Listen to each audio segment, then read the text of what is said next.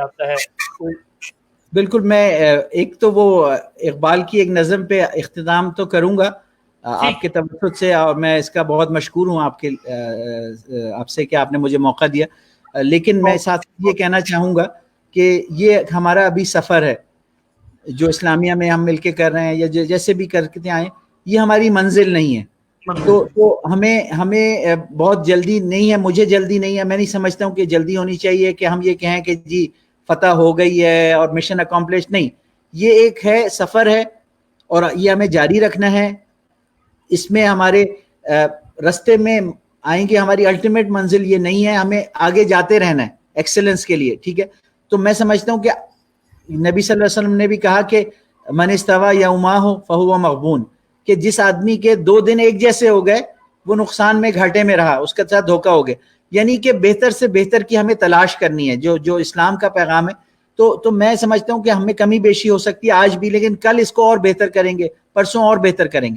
تو اس میں جو موٹیویشن آتی ہے، علامہ اقبال کی ایک نظم ہے بڈھے بلوچ کی نصیحت، کہ ہو تیرے بیاباں کی ہوا تجھ کو گوارا، اس دشت سے بہتر ہے نہ دلی نہ بخارا، جس سمت میں چاہے صفت سیل رواں چل، وادی یہ ہماری ہے وہ صحرا بھی ہمارا، غیرت ہے بڑی چیز جہاں تگ و دو میں، درویش کو پہناتی ہے تاجے سرے دارا، حاصل کسی کامل سے یہ پوشیدہ ہنر کر، کہتے ہیں کہ شیشے کو بنا سکتے ہیں خارا، افراد کے ہاتھوں میں ہے اقوام کی تقدیر، ہر فرد ہے ملت کے مقدر کا ستارہ، محروم رہا دولت دریا سے وہ غواص، کرتا نہیں جو صحبت ساحل سے کنارہ، دی ہاتھ سے دے کر اگر آزاد ہو ملت، ہے ایسی تجارت میں مسلمان کا خسارہ، تقدیر امم کیا ہے کوئی کہہ نہیں سکتا، مومن کی فراست ہو تو کافی ہے اشارہ، دنیا کو ہے پھر مار کئے روح و بدن پیش،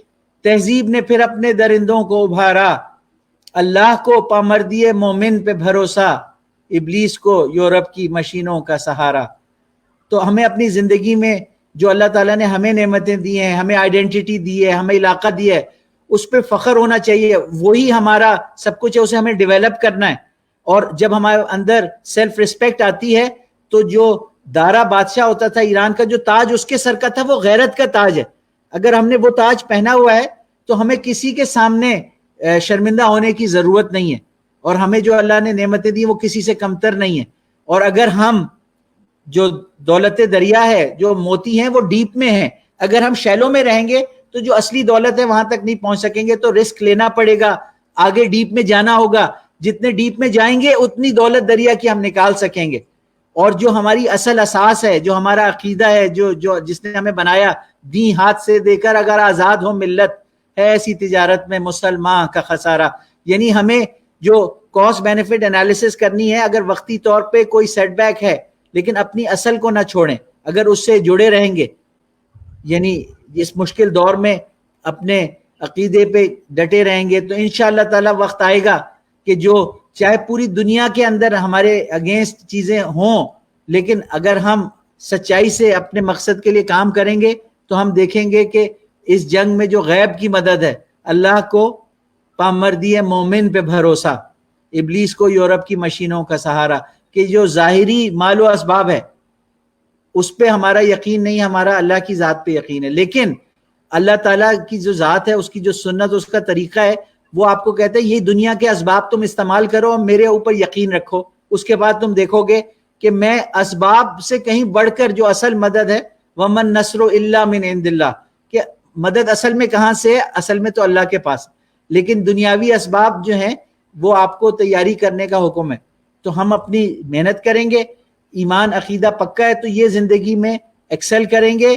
اور یہ ایکسلنس جو ہے یہ ہمیں اگلی جو ہمیشہ والی زندگی ہے اس کی کامیابی کے لیے گارنٹی ہوگی کہ ہم نے یہاں جب ڈیوٹی کر دی، وہ جو اللہ کے نائب کا رول ہے وہ ادا کر دیا، یہی سب کچھ ہے اس میں. اگر وہ رول ادا کر دیا تو وہاں الٹیمیٹ سکسیس ہے.